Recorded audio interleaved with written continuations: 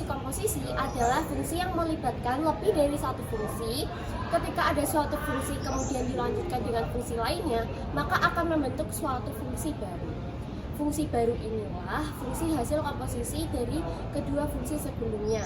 Misalnya ada f(x) dan gx. Nah, fungsi f komposisi g adalah fungsi yang dipetakan oleh fungsi gx, kemudian dilanjutkan oleh fungsi fx. Operasi fungsi komposisi biasanya dilambangkan dengan O dan dibaca komposisi atau bundaran.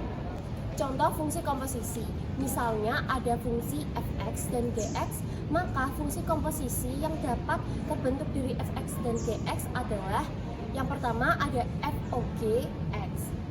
fOGx dapat dibaca fungsi f komposisi g atau f bundaran g, yang artinya fungsi yang dipetakan oleh fungsi gx kemudian dilanjutkan oleh fungsi fx.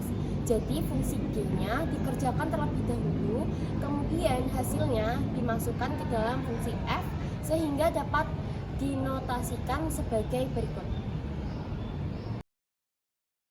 Yang kedua ada GOFX.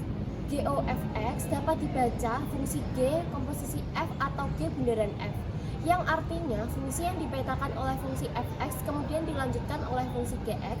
Kalau GOF yang dikerjakan terlebih dahulu adalah fungsi f, kemudian dilanjutkan atau dimasukkan dalam fungsi g sehingga dapat dinotasikan sebagai berikut.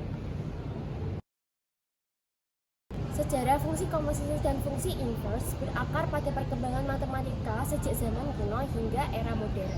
Berikut adalah penjelasannya. Yang pertama, ada zaman Yunani kuno. Matematika Yunani, terutama karya Euclid dan Pythagoras, sudah mengenal konsep geometris yang mirip dengan komposisi fungsi.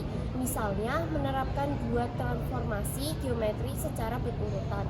Yang kedua, abad ke-16 hingga ke-17, konsep fungsi mulai lebih formal dengan karya matematika modern, terutama oleh René Descartes yang memperkenalkan sistem koordinat Kartesius.